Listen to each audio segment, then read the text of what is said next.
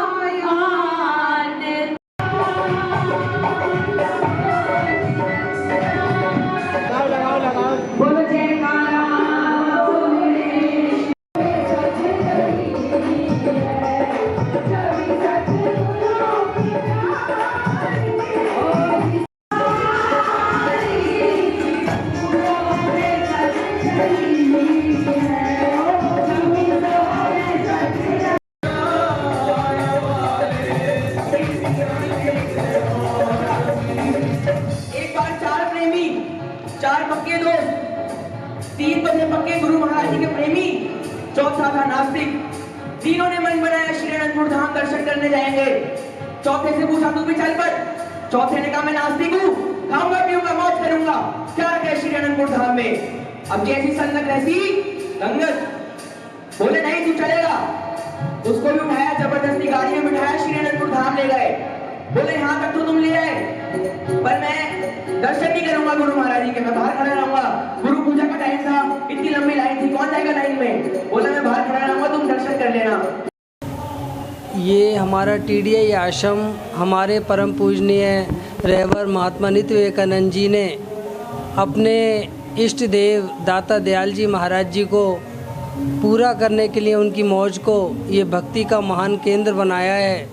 उनका यही लक्ष्य था कि जैसे संसार के अंदर माँ बाप बच्चों के लिए घर बनाते हैं, कोठियाँ बनाते हैं, ऐसे ही वक्त के महापुरुष अपने भक्तों के लिए ऐसे भक्ति के महान केंद्र बनाते हैं, जहाँ पर भगत लोग आकर भक्ति सेवा सुमरन करके अपने मानुष जन्म को सफल करते हैं। और उनको पता लगता है कि ये जो अनमोल मानुष तन हमको मिला है, ये किस लिए मिला है।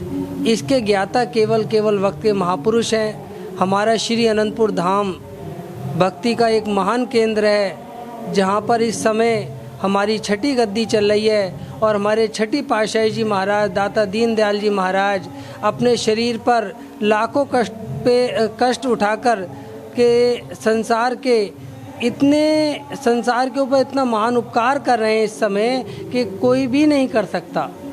अपने शरीर पर इतने कष्ट उठाकर दुख जहाँ का हरते हैं, अपने भक्तों के दामन में सच्ची खुशियों के फूल वो खिलाते हैं।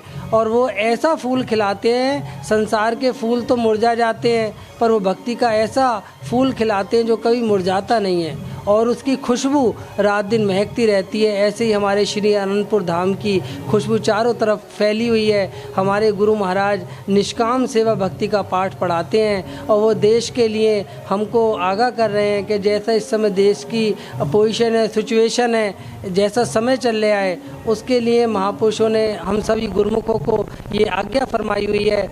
1 घंटा सुबह, 1 घंटे शाम, 2 घंटे सुमरन के लिए आज्ञा फरमाई हुई है कि ये आप अपना भी कल्याण करेंगे और ये संसार के कल्याण के लिए महापुरुष इस संसार में आते हैं। और वो हमको भजन सुमरन के लिए बार बार आज्ञा फरमा रहे हैं। महापुरुषों की आज्ञा में बड़ा राज छुपा होता है कि गुरु वचनों में गहरा राज है, महापुरुषों के वचनों में गहरा राज होता है।